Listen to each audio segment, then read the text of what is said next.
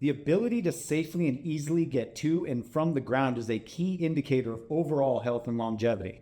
Many people take this ability for granted until they can't do it without assistance, significant effort, or pain. Those who struggle to get to the ground are far more likely to experience falls and accidents. This video details the basic movements you need to get down to and up from the ground safely. All right, to get up and down from the ground safely, you need to already be able to do 3 movements. Number 1, a straight-legged or near straight-legged hinge beyond 90 degrees without pain. Squatting down beyond 90 degrees and back without pain.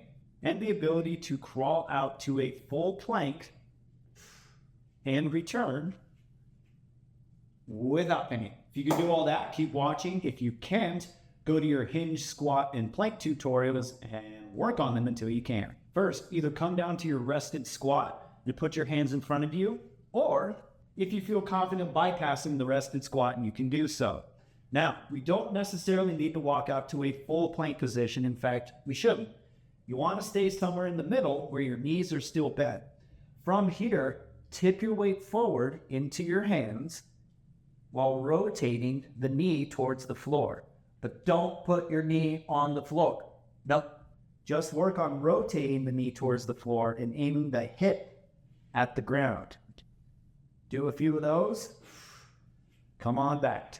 If you can do that, now you can just bend the elbows and stick your butt on the ground. Piece of cake. Again, walk out about halfway, tilt the knee towards the ground, bend the elbows, and put the butt down. Now you're on the ground, but you still have to get up. How do you do that? Reverse the entire sequence of events. First, put this knee towards the ground and start putting your hands flat. From here, tense up and start sliding your leg backwards as you lean towards your hands. This gets you back to tabletop position. Make sure to practice this a lot. This is the most important part of the transition and the one that most of you will struggle with. Once you can slide in and out of this position, from here, you're just walking back to rested squat or bypassing rested squat and standing up. The only thing you're not doing is this. I'm here, oh God, No, keep your butt down and come back up the same way you got down. Low in a squat, letting your legs take some of your weight, coming up in pieces like an intelligent man. Now you can get up and down off the ground. Now, for whatever reason, you still lack the wrist strength, the shoulder strength, the hip mobility, for some reason, you're not going to be able to simply pivot onto your hip. Then what do we do? Use the knee, but only a little bit. Only a little bit, friends. Do not ever let me catch you doing this. No. No.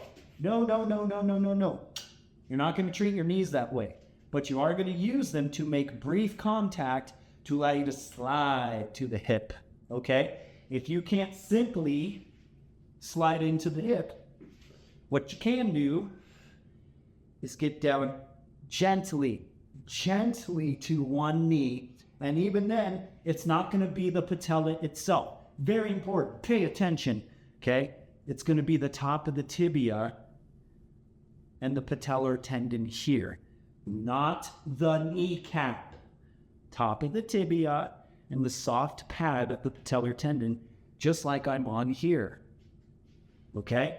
So, from our rested squat, we get down, put some weight in the hands, start leaning towards the patellar tendon, and then we can slide onto the hip. You see that? Here, slide onto the hip. Now, for some of you, that's still not going to be enough. Hey, it's okay. I forgive you. Forgive yourself for getting yourself in this state. And just keep a chair with you, okay? This is how you're going to progress to the ground with an assist. Could be a chair. You could do this with the wall. You could do this with a lot of things. Chair is probably the most common, right? So instead of going to the ground with both hands, we have one hand here, one hand here and work on that. And then when I want to get out, I can use part of my 90-90 and reach onto this chair. Look at the transition. Push down to create space for the leg to slide out. Push down to create space and leverage for the leg to slide out. Boom, boom, in reverse, use your arms. Boom. I've taught this to people in their 90s. So unless you're 100, no excuses. You can do this.